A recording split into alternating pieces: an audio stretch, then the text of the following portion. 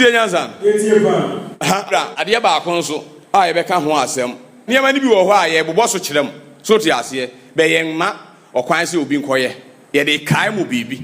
Se ne be ya mu be hu se ampa. Ye ni Israelfo nana ye wodo ho ankra na ye iti ye ba ha no. Ye san be to aso ha.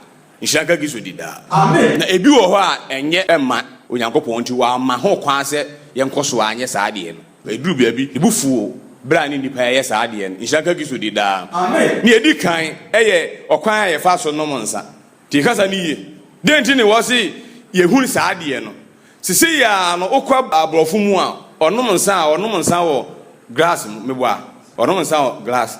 So ti ase why because nensa no age glass na adigu mu a whiskey ni ne yekeka ka ho no ehia glass but yen Israel fo a ya bibifo yen nsa no a ne ye nom no na enye se nsa no na eye ensa a yentimi fa ngu glass mu odoka ensa fuo ogogro pito ne yekeka ka dama ngo na ade no eno ye nom ne sen age krowa mebo a age krowa odi gu glass mpa abegene Nshaka giso dida. Amen. Eti age krowa calabash to Amika Amos. Amos says verse number 6.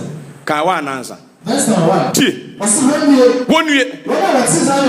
What is Zion Jojo?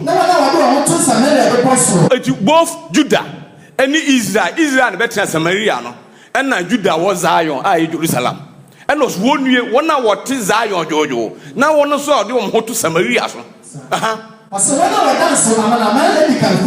Bonsan kese ma Nyankopon enipa wo dance wo amaman mu amaman be chia sisi ya uhu se obibini Israel ni wo dance wo nti ne wo kan no o kan be si so se wonue wona wo dance e wo ewiase amaman mu Ishaka gizo dida because now my ade bia na o kan o mani wona modifo won so e kasa o Kristo me aja se da na verses ne kire o tie wono nsa wodiem bonsa kese ma Nyankopon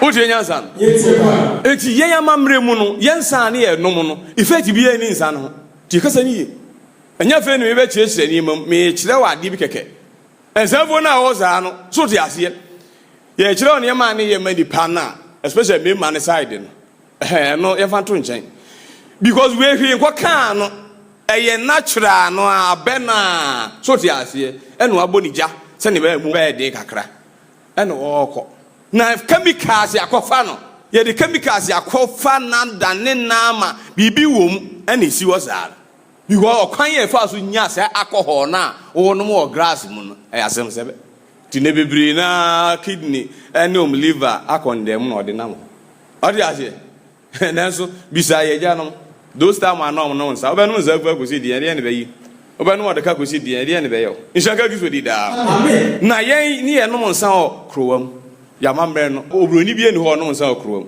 ode ba na obehia onba na obehia onba ne yetete ngwagwa di asese ya no ma behia no mo betratra ho ne o mo aye ode ma ne sinya o ye pa ne Nshaka giso di da amen uje nyansa bo se mbawrade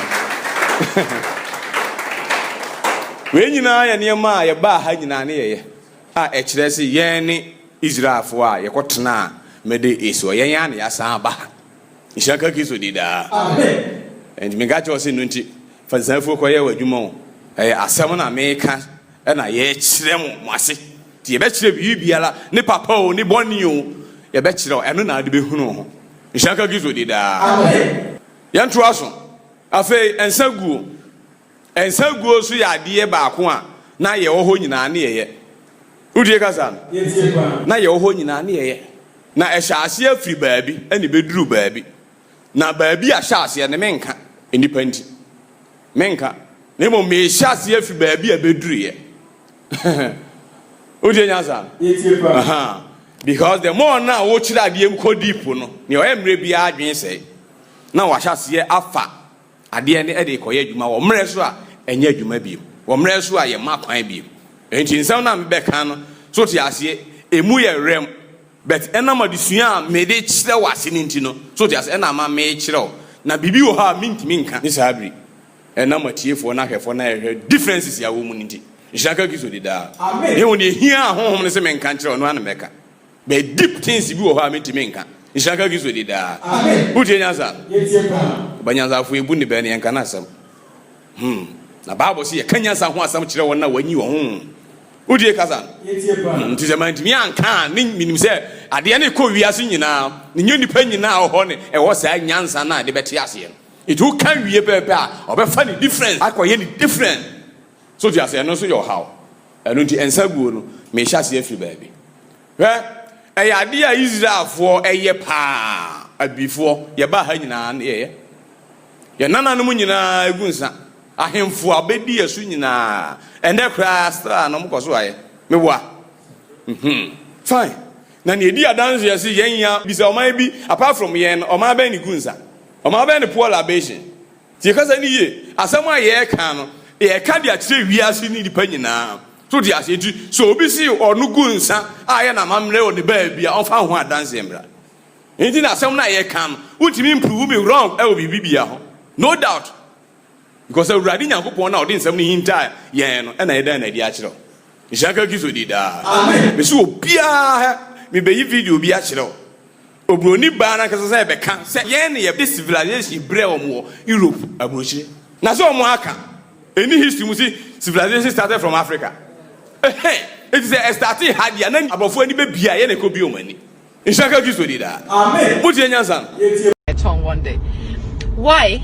Because when white people came to Africa, they came showing themselves as superior to the black people, digging out things that black people taught them. You know, what we don't have in our history books is that the civilization we have in Europe today was brought to us by black people. Even black people don't know that.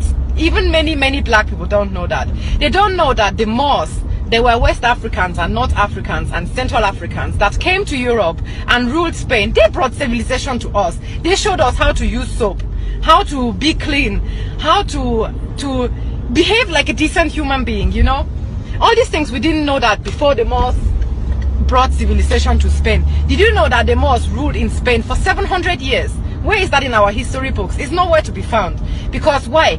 If you are giving black people that power of having once ruled over white people, wouldn't black people start like kind of questioning, oh, we were once at that point of having such a power in a white man's country over white people, and where are we now? So of course they have to hide that history from you people, because knowing your true history is knowing your true power, and knowing your true power means you will break out from that system of racism. Just confirmation or confirm na ye nim de down na ne ye de ate because o kan ade agede na fe ne bra so se ye kan ade kire nipa ni nipa o ko no fam aya bifu a ya to ya adwen ni ya biti yen no ye di ba ho so na etimi ensa ka bo sha e da no Ishanka gizo di da amen. Jeremiah 7 verse 16. Jeremiah 7 verse 16. I said to etu de empacha ma oman no I said so ma okomodie ne pa ebo so emma omukomodie Israelfo abifu okomodie ne omo ne man emma ne haw emma no emma o ma o ne so koi men ko ko to ye no nsem pa ni mintie Jeremiah efise mintie won na wo be sra ma ohun ne o ye o Yuda krom ho ni Jerusalem mro no so ana emma kotase anyina on si ye ne ye kofuom kotase anyina ye kwa ne atwa ebi wo kra wo school a opon aje ko fa wo nyina ansa na obedidi ye ba ha nyina ne ye ko chimu ni sen ya chimu ja no ene ka nyina no kra no wa ankyira ase yankofon kra won te ase bidi ya da romanti ene gas onso ja sen kra ada Ishanka gizo di da amen eja no ne be so jama ema no so ti ase die ya di ba pa na eja no hwa ja no nyina no aso a ye ba ha nyina ne ye sa de kire si Israel fo asan bedi ha Ishanka gizo di da amen mata se nyina na janom soja na me foto mbole se wa ye tatale osoro hema no e ma ne foto more se mo ye tatale ade ama osoro hema the queen of heaven Ishanka gizo di da amen utie nyanza na ne no mo ye no se nye osoro ne tieto e ka kire mo anu enipa a eti ho na wo dodo so a e follow ni nyina enimu si se ade no mo ye de matumi bi because obi ade bibi kire soro pe aso no so re che nyankopon What you are also the change and waiting and say it is ni pebi ka say onfo kura no e fa bodi akọ the church so church the nyanko bodi wan church so the change nyanko ah wan church so the change nyanko tie tumi a wosoro tumi bi a wosoro inshaga gizo di da amen woso mo ye de ma osoro hema the queen of heaven bibi ho ye wo pesi abofo o mo ni sanka Daniel pa abo egepo Gabriel no inshaga gizo di da amen ene ye frem ewiemu atumfo Masa, if you ask now about Mono, send a capture now what you was at. And you think out Australia who did ya know I done out to know. What you say? Who couldn't so much or more, who couldn't quiet Musu or more, who fear Nagasan to grab the Bisutio. To prance in your woo, prance a woo, ye perceive ye jow and ye jow. Ye say about how your seconds. Here. It only party one who you also who didn't know to drop. Miss Comprenia Amadiach, wouldn't even hear cost. Ishaka gisu di da. Udi nyansa. Ose de. Ose wo gua nyame foforo ahwensa. Ogua nyame foforo adian ahwensa. Eti ensa na wo ogu no ohuma sofo rade. Na mu oguma anyame foforo. Nti labeshi na omopo so ti ase asase ya ensa o. Na nam samanfo wo hu ne omo ebo omudi. So ti ase amfa ansa na be kasi twedi ampo kwame ensa. Ishaka gisu di da. Amen. And the rade say, or more the yammy. I saw the year before. Obo media then. Now, Obo media sacrifice and some of our account. If you mean, I mean, I just some my bum. Any mea. If he or slow catch Jeremiah, Omo Guns, Ebo media, a from Betanyamia. You shall get to the da. Now, Niomo, you know, the Yima bufu. If you may be your my dear, Massa, make ye in one payamon. Messi, where can home be? And yes, small bro for the baby, so me be and on the last topic, F. Israel for be we are metro or quite fast school no for we and I did you. And so go and I did you because a bit too young. Emma, yes, shade me as when you go for see, man patch on me by any mayor.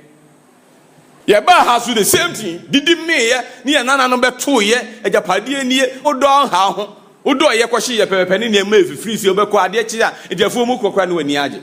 Na be free e kwan so kodu afom ne nwan mo ne ne mani wasanse sakra no eno kra mbo ya ade so ama eti ani jeni dien ahoto ne dien ensuo so ne na mo subonte ne e trin se a ensuo enwura gugu asese ani nse kunyi nyunyunyun asase mu ne pa se ne wo hira ye no ne nyina e piepie nsaga gizo di da amen na awurade san kato mo so se he mo kwotena asase so no me no si ma hira mo ne ma hira asase no e so ne nufusu na mudidi na musisi adan na mhoto ma mu hweyie na mu wie mfi asafo awurade o yi mu no nshaka giso dida amen na se mo ankura ni mu ansom ni mudiem na mu dane pepepe a entem so ne maka bia beba mo so me spare mo seconds na mema o maye o mani ye din na mo ntiom kasa abefa mu nomu nshaka giso dida amen ampa mu wie pepepe na mo tete onu mu nya adwuma anye na mu hunu asafo awurade a oyi mu emfa na no onyam ma no a mo aso am ho akogu nsuo ne ho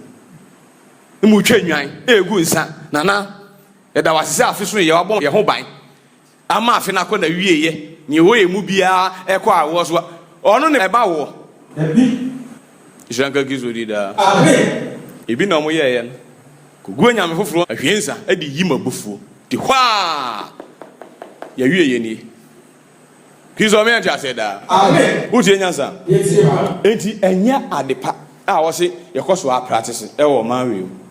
E da so kura nyankopon awufu. Enti na ansem yi bai. Yesra hemfo ni nyina se momfa mo ne ma ngu ho. Munyai na Israel konwa na mo betena so na modi ahene no. Enye sa na ye de sha ase. David ya megu nsa. So ti ase, omu bia meye. Wo mo ba ye awurade asem yi eno mo de kyerɛkyerɛ ka Deuteronomy na wɔso ɔhene biala mu beyi ni bia no mu hwɛ sɛ wɔde asɛm wei ɛde bebu ɔman afei ha bia da betiko ɛna wo hwɛ yie di afiri ni a wapa wo a ɔno ne ma ɔdi yie ɛma so ni nhira ne de ontimi nyi fira asase no ehu de ebehu be didie ni bi ɛno nso yɛbɛka ho asɛm Deuteronomy bɛkyerɛ waka nneɛma nyina ne wo hwɛ mfoni na bibia okaye bia ba yeso not a single word ana afeli ewo yeso ni okaye bia because ni okaso obeyama ye bia wasase nim ye beto ne sa pepepe And also I'm failing. And now the occurrence say you failing your side of covenant now. One also be failing the deal. And also about super paper. Ishaka gives you that. Now you need prayer to try the toast on ason. I was here before any bear also. Yes, I can't again. Ishaka gives you that. Amen. I feel yamra adia bakoso. Adia bako asan di adanse. Eye ayiyo. Ayi. Obi a otu kwan bia enim be adanse. Ese abrofo nya yi. Na mpo obi wu a na o me wo mo a onhu. Ajaadwo na esu ni whatever no wa ho a hye black na de ade no. Eti ye ko ho nyina ye na eso ehunzi bibi tuntum koso ho a to ani hwe TV na hu tuntumzi eboa ho sa ye na ye. Yen Israel fo abibifo yen ya na yaso ehun ye amamre ye Ishaka gizo dida Amen. Yen abifo aye Israel fo yen ye ayi na me be kire o ye ko ho nyina ye wo bo hyasa asensu nyina no na ye ayi na sane ye ayi ni okwan a ye fa so ye ayi ni nyina no ye te ho mfoni kakra de a kire o na me say ye lusu niema Ishaka gizo dida Amen. Bo se ke se manya ko boti asfo Jeremiah 16 verse 5. According to Jeremiah chapter 16. Verse 5. Yanko. Verse 5. I say, na Sarah SCA. Oma mhoya ha. Yanko ntem. I say, Nshe ofia wo sumu. Enshe ofia wo sumu. Na menko ayi ase. Na menko ayi ase. Tie. Nyamwon. Etie na eye yiye. Ti Jeremiah ka kire oman no. So ti ase. Awurade ka kire Jeremiah so ma onko ayi bia ase this time. Ma onko ayi bia efie bia Yesu mu bia ma onko. Eti kire o se Jeremiah so ye Israel ni a o Israel fo. E na osoro ka kire se menko ayi ase. Okwa amamamufu a omunya yiye. Ti ka sa ni yiye omunya yiye. Ijinawurade asem so ne ye ka ani ne ye di ne ye kohu omo ya dansefo ese omunya yiye. Opa ma obro ni bewu ha onya yiye. Why? Because onya yiye. Na how de ye ko wu abanone ye nsie ho ye be ye yiye. Why? Because ye Israel for ye na ye yiye. Na ti Inshanka kiso di da. Amen. Aye num ye onema bi aye amamre bi wo ko. Osina Sarah sie. Nshe ofia wo sumu. Ye ko ntem. Akoy ase. Ko. Na nyamwon. Enyamwom. Efise. Mayi masum di ma fi oman so. Mayi masum di afi oman ni so. Ko. Elwade asemi. Mayi agori bobro hunu. Osina nipa kese ni kuma be o asati yi so. Ebe wu wo ho. Ampa ko. Osi wori sie won. Na orinsie won bi. Na wori nye won eyiye. Na orinye won ba yiye. Because ebi wo fie, ebi wo efie, hwan na ekoso ana yonko de. Yenko etie. Na obere mo ne ho akam. Obere mo ti kwa e ma won. Obi mo ti kwa anya den e ma won. Na wori bubu abodo e ma won. Aha ne hye ne nso. Tiu. Ene sa ne ma na fi ho. Duli tamu a ye weki pin no. Onsi ne ye momama aduane bi. Abodo. Se ni hobi untime kan ebeden. Ishaka kiso di da. Amen. Ye bububu ma omo a ye weki pin na abetena ye na ase no. Ebu abodo bi ma o. So de ase. Sisi ya na me kan ade obi a wa chepa na be kai sa ade. Ishaka kiso di da. Amen. Ye bubu di ma ne ye purpose. Enye se e come ne di nipa no. Na mom ne ye de kasa. Ye de kire bibi. E de ne ye de kire. Osina wori bubu abodo e ma won eyi ase. Emfa nye den. Se wo de ma won die. Se wo de ma won den. Die. Ishaka kiso di da. Amen. Die.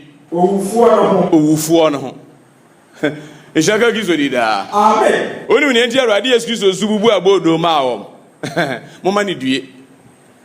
Me ebe ye no mo be ma ne die. Due. Ishaka kiso di da. Amen. Enti wo si bobe ene abodo eminimu ni bie kosi da be mu Onyankopɔn heniem.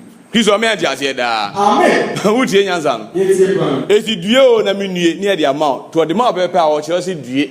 Aye ne no se wa no. Ni atoye ni ade atoye ni. Di due na me nue na wabu di ama. Yenkoi. Osina wori ma won arechichie kruwa. Eti kruwa bi wo ha ye sa de ma drink bi kruwa no. Ye friend arechichie kruwa. Ishaka kiso di da. Amen. Eti ye ma odue ni asan ma arechichie because I need a so ho. So ti ase ejabi wo ejabi ti ase. Tichichire.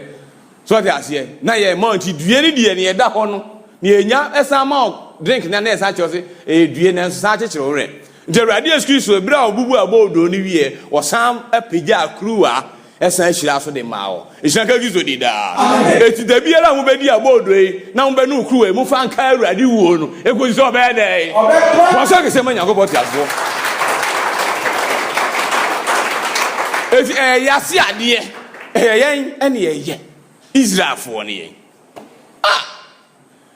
awurade hu ma mobo amen utie nyanza we mu nyina ene ewen mu hie yasi amuhu ibinsi because we keep in Nagazan, ye film. Why? White man, they say, education, Africa, Nazi before nation about low. Why? Because school for one in your coins idea because of wakekeeping idea identity. A toy at home, penny is easy wakekeeping. Yes, easy wakekeeping. The chum is here, as you wakekeeping film, no wakekeeping. You be not much enough for your pussy. It's not going to do that. Amen. Because well, Macasa into was a DJ Juma. What is this? That wakekeeping no just one night. Any ever man akwalani sukua was walk one as na this yam ever. Okay, one cockra no is right. Oh, and yan no amon fan koshe be me see. Or kwaya mo fasu a ye more free mo near mahon and one no more ye. And one no person mo ye. Now more because of school some and near man no more the ayamun. More hey. Nshaka gizo di da. Amen. Ye de bra so se ye da na di kire. Kiso me anja se da. Amen. Bo se ke se manya nkoko ti aso. Tie, eti sa de ne ye for purpose. Anya sam ketu akra. Kiso me anja se. Amen. Afen yenko Amos. Amos chapter 5 verse 16. Verse 16. Tie. Ose adunti. Se asafwerade esie. Koi. Ose adika wo mantini na so. Wo se ayi aba no. So ti ase. Ya be si ayi ni pepepe obetisi omu twadwo eno ne yen ka abo no unya ti ye pepepe aje mawuo aje enai unya ti ye pepepe ne kire o se bibi esi nti ho a ho jama asumasi ato wo mechisi adwutwa bi koso ne obi epiepie eba onya na so sa de pepepe a wo si bibi esi nshaka giso di da wo se adwutwa wo montin so na waka imronu nyina so se na ye ka imronu nyina so se na wafle okunafo ma obesu usukra osuro nya daagi atwero de ato akire usu ewo wayi asese ne ofa usukra wonya ho adaagi ese ne konhye ni difo entwero fa nto nka wo da bi so what any mountain so any mrono so say poor it because near ono ade to ani ne di poor chi ya pepepe ni we ekosi na ada poor ajesu masiko no so di ajeso ni we di ajeso sin ni e fa so ye ba ha ne enye njaka gizo di da amen enso ho asa to aso bio osina oka mo na so ekue na wo fle okunafo ma obesu what ahemachi be fo okroko ni yakofre okunafo da besu ukru ni etwato na oba no so enye ne nko ana eba o omo sa de nkrofo bi kan ho ehefo a anyone na oni mudi an esu ma obeka ejajuo bo san ke se manya ko boti aso me say se obeje di onyi ni o osoro ye dansefo na asase yesu be di adanse tell one nation na yawusu akasanga kura di adanse me kan obi a otie me hwem bia aka ne mu se enkwasem so wo hu ni saade a ene ene gitum ne dai I tell you obi eni ho obechele yi asem wa e bai o wi asese no ye na ne ye saade no obi eni ho ene wi ase obi abeda obi a be pen ba bia atena because asem na nya pie nsanka giso di da amen jani ye ba ha nyina ya enuro yi a ene si ya ama ene nkrofo obi emai wa bi nim na de ade nipa bi na ese o makosua esu ere te ho a ye ko ha om na nse isa na mo ye nshaka gizo di da amen se mu nimusi mama mbre bi atofom ayira afi de mu usua mo practice gizo me ntia se da amen wodi enyanza enu nti ye Israelfo ene ye yie ye ne yesu ye hihye e wa yi ase ne nyina ene wo soro ye dan na di a kire onne pefi ampa so baaye na oye no doubt ene urade mo anim na ho so amen amen afi yensan ko ne to aso ye ba oman mu enche bia o ha o te se yesi saman bia pie ha baby cry the autism sama bi kura akọ de ma bi aba ama ye wo be gina kurutia de nkwala na ba sama ba ejaka gi so di da amen ana mo anti bi pen fine eti obi wu pepe aya na ye de nsi obi wo fi ho a obi pia na adwo because obi hu saman eye believe yen ene ye wo sa de abrofo ni se ejidie amamamfo ni se ejidie no pomo wo say fine there is a ghost but omun ni se ne yen ejidie no say otimi ye nipa oba na de ade they don't believe that but yen Israel for there ase ade ejidie ye nyaaye ye de ye adwuma ishaka kiso di da amen even though no tie kasa ni ye even though no enye no kre eti oso na sa asi wura no ebe ba bedi adanse bi di a kirem afa se gidie wi an kita Israel for before amen amen wazan kase ma nyankopon because saadie we kwan so na won na e believe reincarnation no so ti ase e fa se kwan re so e di make that nyamesomo no e di ase nipa bibiri adwen se onipa wu osan akoba so ti ase ba ne nya no kre bonsam ekwan bi nshaka kiso di da amen afa yenhwe ho ade to mi ka hwe Proverbs 9:18 according to Proverbs chapter 9 verse 18 yenhwe ba bia ensamanfo nyina wo ko ase ensu woni se ensamanfo ho nso obi anim se ensamanfo e wo ho be ye kwan so a yen ya bifu a ye Israelfo ye fa so believe no eno na ye different eno so na enye onim se ensamanfo ho asama ebunumu na wona awahia won no eti open samanfo a aje ko deep down omo asaman ebunumu ho ne samanfo nyina ye den ahia ti bible say ne wasane ko asama do on sam from babiem emehunu na wasase so according to Job den na osaman akohia ha asam no kra se otwi kasa che o se wasan oman nim oni hobiem njanka gizo di da amen bet ye benya ase ejidie no koso ampa ebe pie wo awradi asemu eduru ba bi eno ne ye ba so njanka gizo di da amen utie nyansa no eti osaman wo ho bet omunye nipa yehu o mute se ogina ho yai omo honam ani dompe obetimi alivu biom njanka gizo di da amen emo onyina wa asama abumu ya to omoprum omo twa atemu. They are waiting for final judgment. Ishaka gizo di da amen na nya no ho asawo ne mebeka na nwumre emu me chiro Israel amamre ane ye na ye ba ha so yegusu ayeye ani gidie horo bi a na ye kurom ampa so ye ba ha so na sto aye practice Ishaka gizo di da amen eno nti according to Matthew 14:25 awradi Yesu Kristo ba ye no so ti ase ade nyina awura no onya beduru ye no ye nhwe ebi beto no omo be show sa attitude no asa akide no na obekire ne ma bi ase koi Matthew chapter 14 verse 25 osina na leader so etoso anamu no ede ni si ye Yesu na mposo ko won chen awradi Yesu Kristo na mposo ko won chen na asiafo no hu ne se onampo no so no na asiafo ni hu se onamposo ba won butu ye om shi won prekope na wakan se enom kan se eye osama eye hwan osama Ishaka gizo di da ugidi sa nti ni se ade sankwa no hu se obi pie efiri ba bia enu gwa so onipa pie efiri ba pa dia ne je osama yan ba osama Ishaka gizo di da amen eni se ye ni osama makoshi osama o friend si gina no nyo osama ko bedwane agyaw ebi kwa na uhia na mu o be se gidie na ni kita o muniti ye ba ha nyina the same thing ye ba ha nyina the same thing Ishaka gizo di da amen bo se kase manya kopo after so Luke 24 verse 4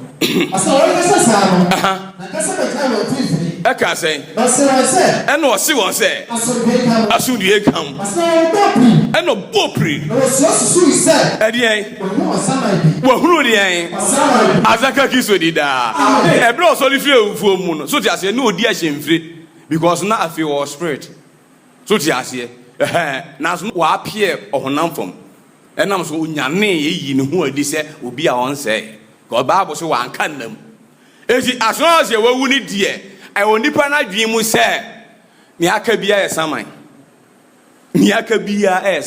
Ishaka gizo di da amen ene wono awurade ne so nye saman because ono enkon saman fom what you say won konsa manfom wo ye awurade a odi ne tumi ewu ye na odi tumi sori ye nti wo kan ne John 10 ne say mia me de me kra to ne mia masa afa biem nshaka Kristo di da etu ono onya saman na bra opio mo ntem ebra no mahie mo atoto apon mu no omo ahuzo obi buye gate omo ansa ahuzo obi fa ha omo hu ya no gyina mo ntem ase asumdue nkam ehwa mzi ko yewu saman eti yempe na nim kura ahwe nshaka Kristo di da udi nyaza na die ni siye ano ka kire won se aden na mobututu aden na mwadwen e sore honhom udi nyaza mo hwe mensa ene me nan se yema o le be fele me be so hwe mo fa mo san ka me hwe fa onsa ka me odi etie fa onsa ka me efise samani na me be se na mu se me wo o samani nam ensa ni dompe onye living so ti ase a obetena ase wo honam fom eti oni honam na wu eti wo saman a oni honam eni dompe se ne emu hu me fai nshaka Kristo di da odi nyansan because Bible say entumi amase owo na saman tintim ne so enti wa anka nam odi gaza na Bible say enam say wa twra to wo say o ma ne kronkron ni ehu edamu proyenti wa ampro wa anka nam enti nansa so wo so san sore esa be yi hu adi so te asfo nshaka Kristo di da amen kwashe ne ye na djuma tini e ofa mu bia na en konche se ne ya twro no do so nipa ba na ko se ne wa twro no udi nyansa eti sa gidie no da no eno yi free asuafo na adwim se mate me ba ye nyina me hu ese mu bilivu sa ade no so ti ase ese saman yes saman ho but saman eni nam eni dombi eti besin zabri Gana ni bia gidi si saman ekowo saman ba fie saman yese no yanom na yes ade eno ho asem opa be kire o yenyem topic nshaka Kristo di da o mo ne yes ade o ti funi ho yese nyina o mu twa ne maiko o di nyanza eno ni nipa ndi nimdie a me man ni enti no o yira abi nyina cause yes na ewo mu no nimdie ne de te ha so ti ase di wanya ne ma nyina mu nimdie a ofun ne ma nyina tell one is Kristo ma ti ase da eti sama ni nam eni dompe se ne mu hu me na so ka ye no an na so still a o feel yes so mu hu se ye ampo we lo nam eni dompe but still am yes no yes enyini asina ni kanti wada so nyini ni eye omwanwa pa bi o mu hu bi da so ni pa bi ewu pa enye saman nu wasa appear sa form no ni eye omwanwa papa na omu nyini no yempanifo e wade bi a ye beto ye se osi onye saman a omo se mo ma ne bibi ni what you say so onye saman a ne ye wosi ye se makokura na bibi a mo ma ne bibi so ye saman a ontimi ni eno nso e ho me se nwa ne nya meka ensa kwa na omo ye awurade Kristo a ono ne enam ne so ye ne dia no e be show sa ade no a kire won ti asem obeka o ka kire won se no aduane bi wo ana mo de mo nyini a mo wa aduane bi wo mfamra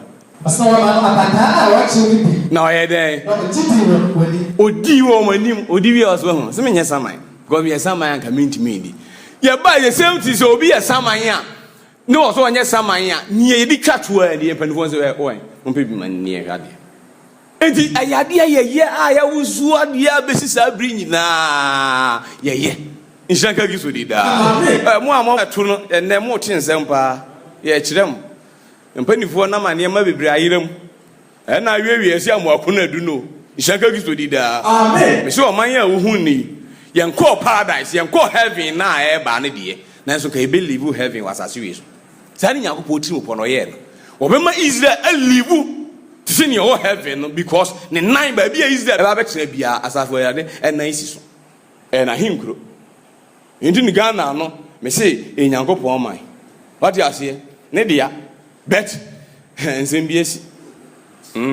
nsembiesi nshaka Kristo di da amen o je nyansa enti yegidie baako a o sama ho no ni yegidi si saman eba fie bet awurade amie hu se saman onye ohonam ne dompe se ne yehun no enema ne ye de stress obi nye saman ne nyina so ne ya twero ho ampa so ye ho nyina ne ye ba ha so ye beto aso Kristo ma enti ase da amen bonse kese ma Nyankopɔn ti afo wenu nyina ye niema edi adanse pefe esi Israelfo na ekodi baabi ye ya ne asan aba ha apart from say amanfo e keka na abrofo no kura hya se yi secret bi ba em say videos bi wo ho a wo beti omo e confess e ka ba kokra de o ka na osu so ti ase yesu o pa mu aka wo be pa mu aka ti o tam so anaso awurade se bibi enu ahinta sum a ona nadi so ti ase ahinta o heda na mani hinta ye be bre so so ye twepie light da bibi aso sa bri ti de ahinta bia e be peja anshaka Kristo dida amen o ti nyansa bo se kese ma Nyankopɔn ti afo ahyansodia ba ko bi a idi adanse yesi yasase wo hyira no ye kɔ hɔ ne tim hɔ ye ba ha so a tim ha na eye bibi a untimi nnua ne ba bia enye komo nyasase bia ni pie so di ase prekese ofrikoti ane ne ho bo afiem ishaka Kristo dida Israelfo ye dua ba bibia la ye be ko bia ye hu se dua pe a ye hu blessing a osoro ahira saase no se ye twetwa ani ane ye hu se dua ne pepepe a ye hu se akamu bi na ye ba ha ye wodo ho anyina prekese etim ho den a ye di ye nima bebri apafo ni die no na o di ye enuhwam kra ema asaforade according to Exodus 30 verse 34 Exodus chapter 30 ewiase atrase o mbetime adua no amanone ana Gentiles ni mbe wa ya o ntimi mpie why because enye bibi keke enye dua ne keke ehemu eka bibi what you say ajesa ase a ye hira no asase bedie pa eni timi peja no na Israelfo eni wo sa ade koi Exodus chapter 30 verse 34 na Awurade ka kire Moses say fa nuhwam anene duro ni wura hwam ene oprekese hwam bo sa ka se ma Nyankopɔn ishaka Kristo dida amen o mana ye anonche wo ye na niema a won fa anye no so ti ase prekese e wo se oba mu bi e dua ba ko a edi adanse pefe si Israel ba bi e betena bia e wo se ade ni pie ho Kristo me ante ase da amen because it is nantwi noma ba bia nantwi noma obia nantwi wo around ho nti o ko ba bia na odi nachi sentry prekese esan ye ba bia be ko bia ya sonso de kese pa Awurade man ante ase da amen wenum nyina ye niema edi adanse pefe se Israelfo a Onyankopɔn kaaye no ene ye before se na Jacob ye ni patuntum no na ode wo ye na ya ntoato aso no na bibinti se ne mani nyina e ka hyeye agebra osoro na ahye ansa na se ne mani nyina bebam ene dai ene Awurade eda ne ma hinta na di the Bible say ye be kan nsem a hinta fi wiase zifi awotoato aso bi wa ma nipa ma hu eno na osoro asoma se ye medan na di mfa nkyerɛw ishaka Kristo dida amen nti nsem no oti a impimu akoma na hu se ogie nti na onkwagie nti ena osoro asoma afei baabi a yaduro no ye ba behwe ade bi ena ada bi akoso a besi na dai na mesre osoro moburu hu ede ma achiefo na hwefo nyina sa asem a mesa be ka to aso ebe bie nipa dwim once and for all achinje ni debate bia ekoso efa Nyankopɔn ho so ti ase eni Awurade Yesu Kristo hu bia no yentie kasa wie ni hwe ade bi me be kyerem ade bi sene agyate ensa na obate ana meboa eti ye first born ma Nyankopɔn ye ne dia eti sene Nyankopɔn ohye no ye be hwemfoni abrofo na da ni dru point bi a afi na ye atemdidie kura okoye bonsam foni a ebehu ana etum ana hu za bonsam ye tuntum na Kristo Yesu wa ye ne kokɔ enti bo si ne pɛ mi igu na kise ya na wa kan lipstick fe na fe ye ko yibo nsam abafment ya do wa ye si na bebe mienu na oyitum na ogina ho saa de ewe ya atro ene me be kyerɛ me si saa de ewe ya atro osoro asoma se me bi wani bonsam nye tuntum se ne o ye no Your video bu how ma ene nante ye. A course spiritual realm ene nante ye no. Ye interview o mapa mu aka so eyobroni. Oye kokko. Na nya obu kra na be kan mi be gina awurade asem enti no mpe Bible asem no. Etu obi o kasa tia Bible bia ya mo hwe no so mu ni ani nti. So di ase ye na ye obi ani no o kasa sa no minim ni ye o de kasa. Etu woni ne ko an ne kokwa because ne asoma no no e na ye kasa fa nimu. Tie. Yan hwe se ne Nyankopon tie. Na fe ya hwe abifo se ne ye tie. O je yansan. Merci be Nyankopon enfoni se ne o tie a kire. Ne abrofo de ba ne de enye ono a. Saa mu Yesu bi no enye ono akra. Onim ni ba bia. Onim ni ba bia akra wonka ho kra. Ti kasa ni. Wo de ko enfoni no a onka ho. Kokko no kra wo ye no kra e disqualify. Broni na o ye no broni na Yesu no ye no e disqualify because o Israel ni onye broni. Iti honko an e wo se mo ye sin.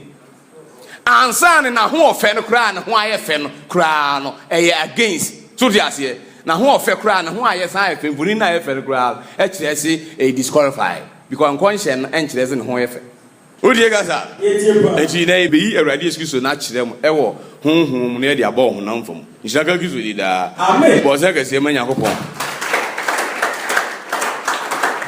osuro aye ne oba wi o me se ye tete wo sa na ye tene ma bi ho wati ase na obi a me kire wa ohun ni ndi a ene ma ekoso sa tuamika ehwe numbers 12 verse 6 Numbers chapter 12 ebinum si Nyankopon di Yohane be hu Nyankopon tie kasa ni ye Nyankopon obi enu osoma na o mani hu no obiara biara a Nyankopon besoma obiara the first thing and say o ma ohun no wo kwa akoka na ho asem na wonimu na oye de ka na ho asem na akoni ebisa ase ho na asoma wa obe de agba mane ni obi suma wa ase wonimu nipa no wonimu oni ko na wo se Yohane soma we na niam ne ka wo se mu bisa nipa bi a ba ase o mo ye man of God so ti ase no we na dia ne ka temoni da ho a so ti ase ni nya bibi na asi enko nse na ye na dwuma aka wo se mu bisa se wo se ho na asoma no onyi ni nkirew onka na ho asem nkirew e wo nwumani na so ya misa usuro susu bebisa nshanga gizo di da amen na wo ni mo hwe no we de kura ehunu se e wo se utimi etu sa na mo no wo se na tie se ni niam akoye Nyankopon nipa bia no osoma o ma ohunu no tie kasa bia obeka wa numbers according to Numbers chapter 12 verse 6 tie now can say muntie bi nsem se Awurade difo bi wo mu a se Awurade Nyankopon difo bi wo mu a adihunu na mema ohume adihunu na mema oye den ohume inti vision ani Nyankopon yi ne ho adi e de kire won vision odifo bia a Nyankopon ebeyi ni bia no o ma ne hunu no wo vision yikasa ni oyi ne ho adi kire na e ma ne hunu se ne o tie ni mfo ni se eti se o so dae na ohunu obi a o so le ntimi ni sira won ubetimi ubetimi edi sira won ni enti o so dae se ne ohunu dae na akye eti Nyankopon ena so wo spirit ni enti no wontimi ni ohonam no so di ase enkasa straight anu ti ne bre oyi ne ho adi kire Israel fo mu dwane ye so di ase one time no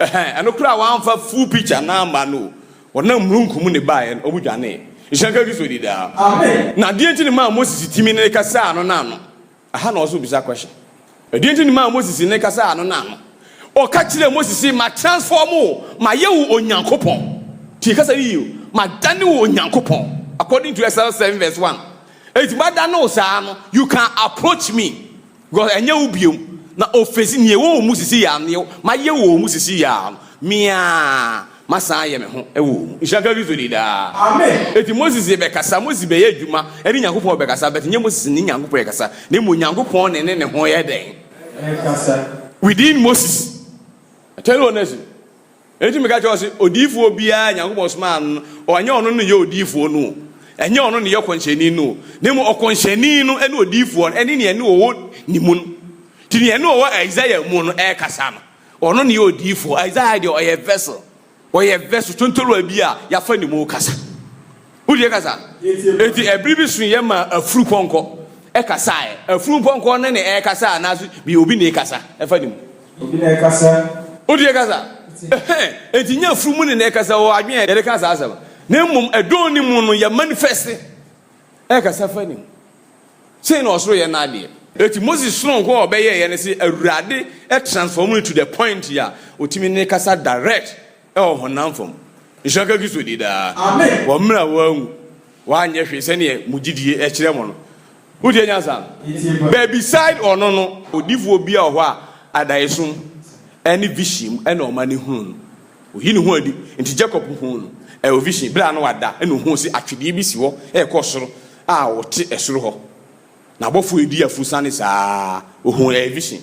So ti ase e na adayesun. The same thing Ezekiel ehun ne saa Daniel hu no. Ene John the omunyina obi a obehunu no. Ewo vision e kwan so because bra so na pie no e na one ne kasa so ti ase nti wo fa na dae so be honam ne de on pese wo be approach no nshaka gizo de da amen won san kese ma Nyankopon na ye hwe wona vision so ehunu no no e be kire se ne Nyankopon tie nshaka gizo de da amen ti saka bio Osimuti me sebe se elade di fo bi omumu a adihunu na me ma wo hu me adihunu mu na me ma wo hu me odaye na me kasa me kire no odaye na me kasa me den me kire no nshaka gizo di da amen fine enti obia Onyankopon esuma ni bia ba ye no o mani hu no vision na ala yeso nshaka gizo di da amen enti ye behwe Daniel ebi hunu no obi describe na kire ye wi a ye besan hwe John the Revelator ono so behunu no na wadi describe na kire na ye di ache emfoni se ne Nyankopon emfoni tie nshaka gizo di da amen bo se kase ma Nyankopon tiafo Twamika Echo Daniel 7 verse number 9 Tie kasa ni yi me de hwe anadwo adi hunu ni mu a ko sisi osisi adwa osisi nkunya kwai na obi a ne nache e betena ase the ancients of days ne ne nache no oba betena ase na dien asina tade ho ase sutrema hye eniema ne nso na tade ho ase dien sutrema na tade ho ase sutrema yenko asina le tiri ho ase obanti hu ni tete afi wa koni skin wa koni nipadua ho mebo a na ni tiri ho ase ogwanti hu nwi nti ebe lamb wool mebo a ogwanti hu nwi fita lamb wool hair very white like a snow Eshaka gizo de da amen Efoni na mo hwe no efoni na mo hwe no eye fita na azi eye different ni e de be kire mo na mo hwe no obroni no Yesu broni no so de ase amusi Nyankopon obroni no ni trinwin egwante hunwi raba no Eshaka gizo de da amen etutu ani hwe abifo mienu na so de ase hwe o trinwin no Obonzi aye ogwan hu ni hwe ogwantin na ogina ho. Ogwantin na ogina ho. Ubo hu ni hunwi, so ni ogwantin hunwi. Eno no yeyi a omo de atade na de ade. So ti ase. Eyete ne abo nkirewa ne kusugu bi sa. Enti bra ne ye afro se ne yete no. So ti ase e na ade hu ni yiye pa. Nshaka gizo di da. amen Eti yenya bibifo ye ne kita se enwi ni bi. Ogwantin hunwi odwan ehunwi. Se ne odwan hunwi tie no. Saane Nyankopon etiriwi den etie na eno de enam se onyi ene kwakrabo suro ni ntino aye fita nshaka gizo dida bonsan kese ma Nyankopon tiasfo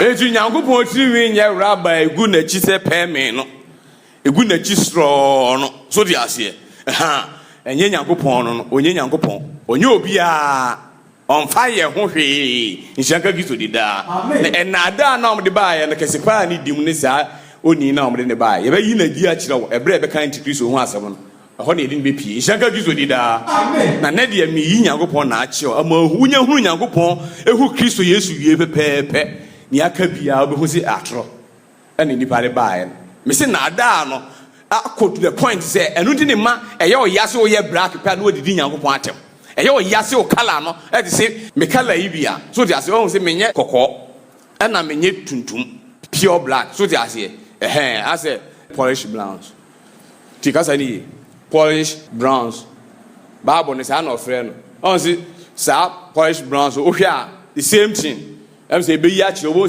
say kala ne tie. What you say? Ishanka Kristo did Uti Nyansan.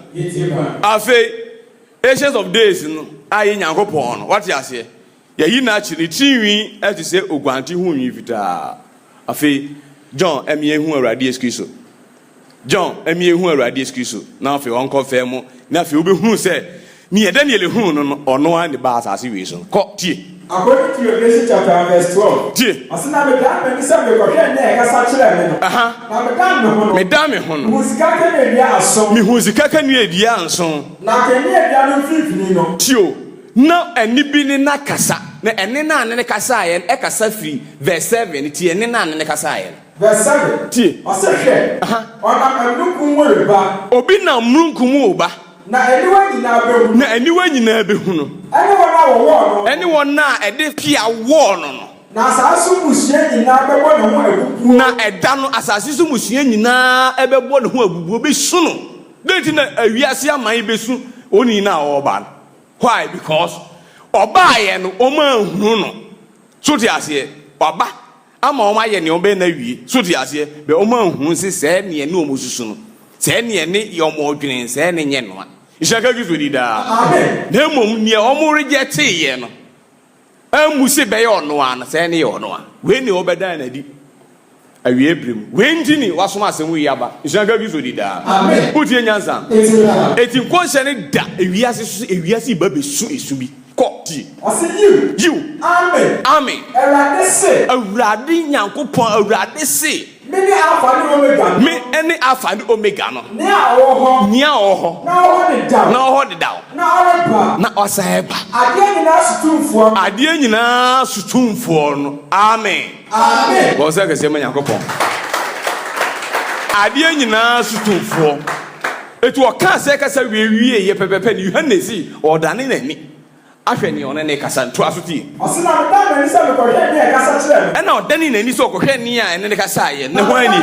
No dane ne ho. Musika ke ni dia aso. E ho no tu nani no hu sika ka ni adua enso. Na ka ni adua no finfini. Na ka ni adua ni finfini no. Obi a otise onipa kwa. Mi hu obi otise wan. Onipa kwa. Mi hu obi otise wan. Onipa kwa. Ishaka Kristo di da. Amen. Oba ye wo se hwe onipa ba na ko se ne wa twere on.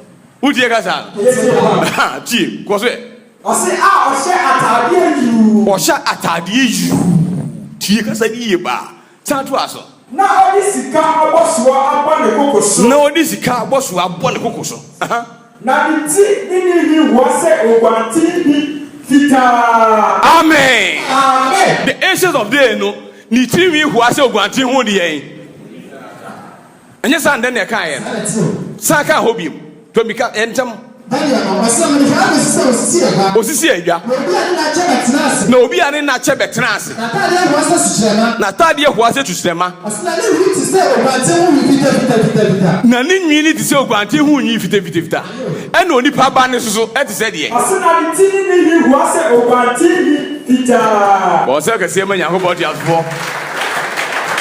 Na okoye owura owen aba. Na akoye obi ane pemi gu na chi ha. Tie kasa ni ye eya no kre ye ni ye yi na kire wo so ni dipa bi obesoma ni bia o ma ni hu no vision eti vision Daniel ehu no ohun no ye Ancient of Days so di ase ne na che na wo si adwa a wo betena ase ye bebu aten na wo say yi ni hu adi kire John the same thing ni timi hu ase ogwante hu nwi we su hu no no ni timi hu ase ogwante hu de enwi fita achinye bi enim Ishaka Kristo di da. Mutie nyanza no. Fine, enso hwa. Wo mu san be yi ne body no. Efa bi so a kire o. Sisi ni tiri ni yaka. Wo mu be ka se ne body ne color no so ti ase ne appearance enso de a kire o. Ishaka Kristo di da. Mutie nyanza no. Yetie pa. Afezi ya no etiri no adi adanse ase a before tiri ni gita no. Se ni tiri tie sa na before tiri e den. Etie me se me be kire ni enti a abrofo mu yi muti. Bebe chiro na ye ti o ti kasa ni ye na ye tinwi ye kusu na omuhu tinwi ni da bia e ka o bibi especially as ye panifu a be bodwon tinwi ni be white no ene ye omuhu pe anom ye mahye o na revelation ni Daniel kasa gu o maso mu saa ene ye bo apadi edwie ebegu mo so edwie ne o hin biu ye si munyi ya so machine fira boje si munyi mutimu si munyi edwie ni ba enya no ko yiye no me si grofo we ye mu ho adwuma che amen amen bo so ka se manyankopo ye yiye tiwi e be pen se edwie di fa he afi omo ni ko share bayifo se bayifo ni ko to ma omo wa masa omo soma ne ma ne bada omo soma ba kwa ma fa so e control wi ase no ishanka gizo di da amen na ense mebri masa enya no ho aso ne ye be ka ne dede ka bu hu ne ma e koso e wo yale horua na mu wiim ishanka gizo di da amen afi yensa hwe Daniel 10 according to Daniel chapter 10 verse 6 verse number 6 ti I say na nipa bia te se sikabra buo ni nipa dua te se de en sikabre buo aha na nani te se anyina na ni te se nyinam na nani wa te se ojaframa na nani wa te se de en ojaframa koi asina na basa ni na nan te se ayewa wako ahu amen amen na basa ene ne nan e te se ayewa wako ahu aha se o kala no ayewa so na mkwa ne so ba ayewa so ni ayewa aya ahwese ne omo tu ne je nu wie pepe abozi ehon no aye bibi so ti ase ya ho ahon no se ne tie no saa ne na basa ene ne nan etie ishanka gizo di da amen maka wunni bia wo ya no akohwe wutwa mu se kwan ne kokuma ase na bozi ayewa no ho ya to ho be hu se ne tie koi ase na ne kasa enyeje te se epuhu ya enyeje na ne kasa anyeje te se epuhu ya anyeje osina me dale nkuna me hu elisuade no amen etini ya nisuade hu a Daniel ya den ehunu so ti ase enti ne honam ete se ayewa ya to so ti ase ahoa na tuamika hwe Revelation chapter 2 verse 18 osina tiatira asafo mbofo Chirokoma ne se se na Onyankopon ba na ni ti se ojaframa Onyankopon ba na ni ti se de en ojaframa Daniel si na ni ti se de en ojaframa eshanka gizo di da utie nyansa be ho de na onye Nyankopon ba no ye ancients of days so di ase me oba ye de ye say hu no relation hu ni de ne wo ye Nyankopon ba why because oba be ye adwuma bi e fa se title ne be ye adwuma bi ishanka gizo di da amen tie kasa ni ye san ko se na Onyankopon ba na ni ti se ojaframa na ne na ti se ayewa pefe o mo ansem Daniel ne se de en Daniel osina ni nipa bia te se sikabre buo nipa dua te se sikabre buo na nani te se anyina na nimu te se nyinam na nani wa te se ojaframa na ni wa te se de en ojaframa na se na Onyankopon ba na ni te se ojaframa no my God osina na basa ni ne night se ayewa waho sa na ohu ni race was in the night se ayewa ya de waho fefefe ishaka gizo di da ko sa ka se ma Nyankopon na wakoye Yesu Kristo obroni oyobroni I tell you honestly, me say abrofon de yakwachi.